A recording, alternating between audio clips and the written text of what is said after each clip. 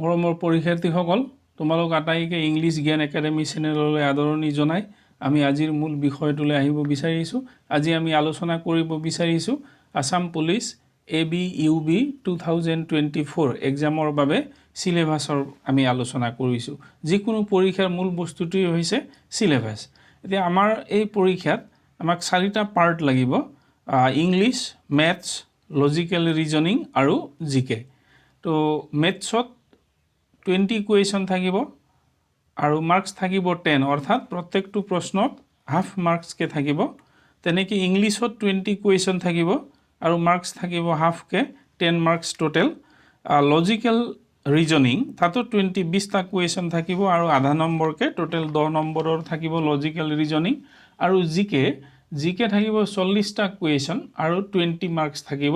আৰু জিকে দুটা পাৰ্ট থাকিব, এটা হ'ল অসমক লৈ থাকিব জিকে আৰু এটা হ'ল গোটেই ভাৰত বা ইণ্ডিয়া বেছ কৰি পেলাই থাকিব।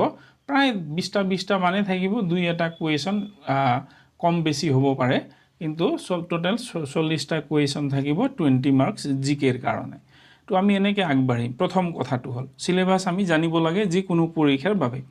আৰু দ্বিতীয় কথাটো হ'ল কি, আমি পৰীক্ষাৰ সেই সময়খিনিত আমি কি ধৰণে আগবাঢ়িম। এই কথাটো মই এই কাৰণে ক'ব লৈছোঁ, সৰু কথা এটা, সিলেবাছৰ বাহিৰৰ কথা মই কৈছোঁ, সৰু কম সময় ল'ম। সিদিনা মই ফেচবুকত এটা পোষ্ট এটা পাইছিলোঁ, সম্ভৱ তোমালোকে কিজনে পাইছা, যে ADRE গ্ৰেড 4 এক্সামৰ পৰীক্ষাৰ্থী এজনে পৰীক্ষা দি ওলাই আহি বহি একদম গোটেই প্ৰশ্ন কাকতখন ফালি দিছে। কৈছে মোৰ একদম গোটেইখিনি কমন পৰিছিলে, 100% কমন পৰিছিলে, কিন্তু লিখিবলৈ সময় নহ'ল। প্ৰশ্ন পঢ়োঁতে বহুত সময় গ'ল। অৰ্থাৎ তেওঁ এইবিলাক পৰীক্ষাক আমাৰ এই স্কুলৰ বছৰেকীয়া পৰীক্ষাৰ নিচিনাকৈ এবাৰ প্ৰশ্ন পঢ়ি লৈছে, তাৰপিছত উত্তৰৰ ফালে তেওঁ আহিছে। তো এনেকৈ সময় নহয়। গতিকে যিকোনো বস্তু এটা আগতে নিজে চিন্তা কৰি ল'ব লাগে, কোনটো পৰীক্ষা মই কেনেকৈ আগবাঢ়িম। যিমানবিলাক এই অবজেক্টিভ কুৱেশ্যনবিলাক থকা পৰীক্ষা থাকিব, সেইবিলাকত আমি প্ৰশ্ন পঢ়ি যিকেইটাৰ উত্তৰ পাৰোঁ লগে লগে আমি মাৰ্কিং কৰি যাব লাগে। দ্বিতীয়বাৰ ঘূৰি আহি আকৌ গোটেইকেইটা পঢ়িবলৈ ইমান সময় নাথাকে। তো যিকেইটা নোৱাৰিছোঁ সেইকেইটাক আমি বাদ দিব পাৰোঁ, পাছত আমি আকৌ সময় মিলাই কৰিব লাগিব। সেইখিনি হ'ল পৰীক্ষাৰ নিয়ম। পৰীক্ষাত আমি কেনেকৈ আমি আগবাঢ়িলে আমাৰ সময়টো আমি মিলাব পাৰোঁ। তো এতিয়া আমি আহোঁ আমাৰ সিলেবাছলৈ। তো ইংলিছত 20টা কুৱেশ্যনত 10 মাৰ্কস থাকিব, বিষয় কোনখিনি আহিব। আৰু এটা কথা মই কৈ দিছোঁ যে পৰীক্ষা আসাম পুলিচৰ হওক, 3rd গ্ৰেড 4th গ্ৰেডৰ হওক, SI ৰেংকৰ হওক, তাৰ অলপ ওপৰৰ পৰীক্ষাবিলাক হওক, চবতে আল্টিমেটলি সিলেবাছ একেখিনি থাকে। অকল কুৱেশ্যনৰ লেভেলটো অকণমান কম বেছি থাকিব। তো মই এক্সাম্পল এটা পাৰ্থক্যৰ কাৰণে কৈছোঁ দেই, এইটো জানাই চাগে চবে, হ'লেও মোৰ ফালৰ পৰা কৈ দিছোঁ যে 4th গ্ৰেডৰ কাৰণে ধৰি লৈছোঁ যদি প্ৰশ্নটো আহে, ভাৰতৰ প্ৰধানমন্ত্ৰীৰ নাম যদি সোধে, তেতিয়াহ'লে 3rd গ্ৰেডৰ কাৰণে সুধিব ফাইনেন্স মিনিষ্টাৰ বা ফৰেইন মিনিষ্টাৰৰ নাম কি, সেইটো অকণমান কম সংখ্যকে জানিব সিমানখিনি কথা। প্ৰাইম মিনিষ্টাৰটো চবেই জানিব, আছে নজনাও কিছুমান আমি দেখি পাওঁ নহয়, সেইখিনিয়ে ক'ব নোৱাৰে। আকৌ তাৰ ওপৰৰ পৰ্যায়ত ধৰা SI ৰেংকত যদি এই মিনিষ্ট্ৰী আমাৰ যিটো মন্ত্ৰী পৰিষদৰে প্ৰশ্ন আহে, তেতিয়াহ'লে শ্ৰম মন্ত্ৰীৰ নাম সুধিব। এতিয়া শ্ৰম মন্ত্ৰীৰ নামটো চবে ইমানকৈ মাৰ্ক কৰা নাথাকে। গতিকে এইটো হ'ল একেই মন্ত্ৰী পৰিষদৰ মানুহৰ নাম সুধিছে মন্ত্ৰীসকলৰ, প্ৰধানমন্ত্ৰীৰ, ফৰেইন আৰু বা বৈদেশিক মন্ত্ৰী আৰু শ্ৰম মন্ত্ৰী। কিন্তু চোৱাচোন, এইটো এই ধৰণৰ পাৰ্থক্য থাকে, কিন্তু সিলেবাছ একেখিনি থাকে। তো ইংলিছত আমাক কি লাগিব, আসাম পুলিচ AB-UBৰ কাৰণে পাৰ্টছ অফ স্পীচ, প্ৰথমটো পাৰ্টছ অফ স্পীচ থাকিব, কিন্তু তাৰ স্পেচিয়েলি আকৌ প্ৰিপজিশ্যন বা কালেক্টিভ নাউন বেছি জোৰ দিয়া থাকিব। তেনেকৈ ভাৰ্বছ থাকিব, voice, narration, spelling, one word substitution, idioms and phrases, clauses, error correction, antonyms and synonyms, vocabulary আৰু কম্প্ৰিহেনশ্যন। এতিয়া আমি এইকেইটা চালে চোৱাচোন, ইয়াৰ বাহিৰত ইংলিছৰ কোনটো পৰীক্ষাত কি আহিব লগা আছে। আমি আগৰ পৰা এতিয়ালৈকে যিমানখিনি পঢ়িছোঁ, আমি ক্লাছৰ পৰীক্ষাবিলাকৰ কাৰণেও এইখিনিয়েতো আছিলে গ্ৰামাৰ। এতিয়া আমি 2-1 মাহৰ ভিতৰত গোটেইখিনি আকৌ কভাৰ কৰিব লগা হৈছে। ইয়াৰ বাহিৰেতো ইংলিছ পাৰ্ট নায়েই।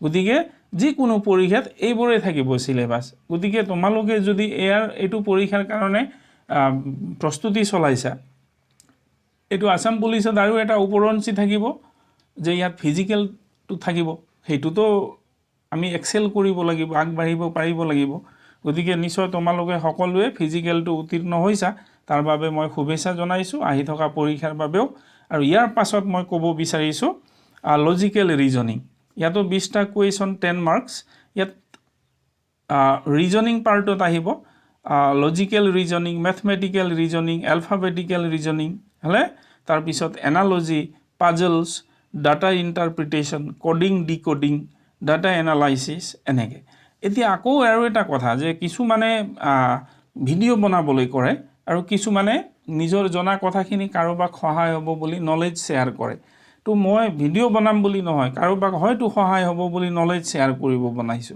তো ইয়াত তেওঁলোকে ভয় খুৱাই দিয়ে এই গোটেইখিনিক ভাগ ভাগ কৰি প্ৰায় 20-25টা পাৰ্ট কৰি দিছে ৰিজনিংত এটা কৈছে যে logical reasoning mathematical reasoning alphabetical reasoning ultimately সবতে ৰিজনেই লাগিব তাত গতিকে হেতু বৰ ডাঙৰ হেৰি নহয় খালি আমি অকনমান ষ্টাডি কৰিব লাগে এইখিনি আছিল তেনেকে আকৌ আছে ৰিলেশনশিপ ডিৰেকশন ফিগাৰ তো ৰিলেশনশিপ এইটো ৰিজনিংয়ে হয় আৰু বেলেগ কি ৰিজনিং আছে ডিৰেকশনৰ কথা খুদিব হেতু আমি ৰিজন আমাৰ ৰিজনটো লগাব লগা হয় যুক্তি খটাব লগা হয় ফিগাৰক লৈ কিছুমান থাকিব ছবি বিলাক তো তিনটা ছবি দিলে চতুৰ্থটো কেনেকুৱা হ'ব দিব হেতু ৰিজনিং হয় গতিকে এটো ধেৰ ভাগ ভাগ কৰি পেলাই এনে মাথা গোলা কৰিব নালাগে এটো বৰ বিশেষ বহুত ডাঙৰ কিবা নহয় আমি সিম্পলি ৰিজনিং বুলি ক'লে কোন কোন বিভাগৰ পৰা আহিব পাৰে সেইখিনিয়ে আমি চাব লাগিব তাৰ পিছত আহিলে মেথছৰ কাৰণে এতিয়া মেথছৰ ক্ষেত্ৰতো একেই হলে HCF LCM আহিব number system algebra partnership simple and compound interest direction geometry ratio and proportion simplification distance and time data interpretation area loi ahibo kali discounts percentage volume trigonometry height and distance time and work profit and loss average calculation of age ebilak গতিকে আমি এই অংকৰ ক্ষেত্ৰতো ইংলিছৰ নিচিনাকে এই গোটেইখিনিটো school লেভেলত আমি পঢ়ি আহোতে বিভিন্ন ক্লাছত এইবিলাক আমি পঢ়িছিলো এতিয়া একেলগে আমি সেই গোটেইবিলাক আমি প্ৰেক্টিস কৰিব লগা হৈছে আৰু মেথছৰ ক্ষেত্ৰতো যিকোনো পৰীক্ষা দিয়াৰ বাহিৰে সিলেবাস থাকিব নোৱাৰে গতিকে আমি কেয়াৰফুলি এইবিলাক আমি প্ৰিপেয়াৰ কৰি যাব লাগিব এতিয়া আমি প্ৰায় 20-21টা মান পাৰ্ট মেথছৰ পালো কুৱেশ্যন আহিব 20টা কোনোবা পাৰ্টৰ পৰা দুটা বা তিনটা কুৱেশ্যন আহি দিব পাৰে গতিকে প্ৰত্যেকটো পৰীক্ষাত প্ৰত্যেকটো পাৰ্টক টাচ নকৰে কিন্তু আমি নাজানো নহয় কোনটো আহিব কোনটো নাহিব হলে গতিকে আমি গোটেই কিটাৰ বিষয় এটা ধাৰণা লৈহে পৰীক্ষাত গলে কৃতকাৰ্যতাৰ সম্ভাৱনাটো বৃদ্ধি পায় তেনেকে জিকে আমি দুটা পাৰ্টত ভাগ কৰিব পাৰো এটা হৈছে অসমক লৈ থাকিব আসাম জিকে আৰু এটা হল ইণ্ডিয়াৰ হেৰিত এতিয়া জিকে বুলি ক'লে অসমৰে হওক ইণ্ডিয়াৰ হওক মই একেলগে কৈ দিছো হিষ্ট্ৰী জিওগ্ৰাফি ইকোনমি ডেমোগ্ৰাফি মানে আমাৰ পপুলেশনক লৈ জনসংখ্যাক লৈ আহিব এগ্ৰিকালচাৰ পলিটি ৰিসোৰ্সেস বিলাক art and culture government schemes current affairs awards and honours famous personality sports and games books and অথৰ্স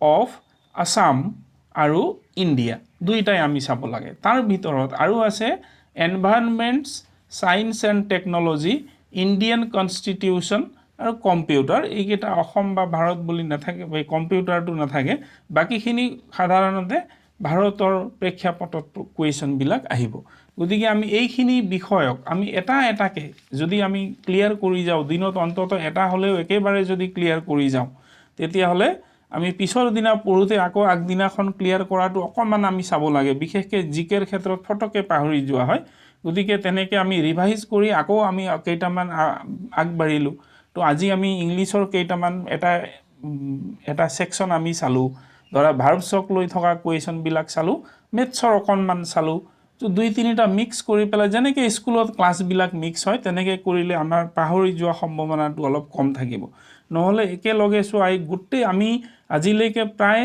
10 বুলি কয় মেট্ৰিক কিন্তু আসলতে মেথছ বিলাক চালে কিছুমান 12 লেভেলৰো আছে গতিকে প্ৰায় 12 ক্লাছ 12 পঢ়া কোনোবাই মেট্ৰিকো পাছ হ'ব পাৰে কিন্তু ক্লাছ 12 লৈকে মানুহৰ যিমান নলেজ লাগিব প্ৰেক্টিকেল ফিল্ডত থাকিব নহয় কিছুমানে মেট্ৰিক পাছ কৰি হায়াৰ ছেকেণ্ডাৰী কৰা নাই কিন্তু প্ৰেক্টিকেলি তেওঁ বহুত কথা শিকিছে 2 বছৰত গতিকে সেইটো ষ্টেজৰ নলেজ গোটেইখিনি লাগিব সেইকাৰণে এইখিনি আমি ভাগকে আমি কৰি গ'লে নিশ্চয় আমাৰ কৃতকাৰ্যতা আহিব আৰু মই আশা কৰিছোঁ তোমালোকে এই ক্ষেত্ৰত সফল হ'বা নিজৰ ইচ্ছা পূৰণ কৰিবা এইখিনি আশা কৰি বাকিখিনি মই পাৰ্টকে মই ইংলিছৰ ৰিজনিং লজিকেল ৰিজনিঙৰ আৰু জিকেৰ কুৱেশ্যনবিলাক মোৰ চেনেলটোত মই দি থাকিম আশা কৰিছোঁ তোমালোকে চাবা আৰু লগতে কমেণ্টৰ যোগেদি মোক জনাবা কেনেকুৱা হৈছে এইটো আশা কৰিলোঁ থেংক ইউ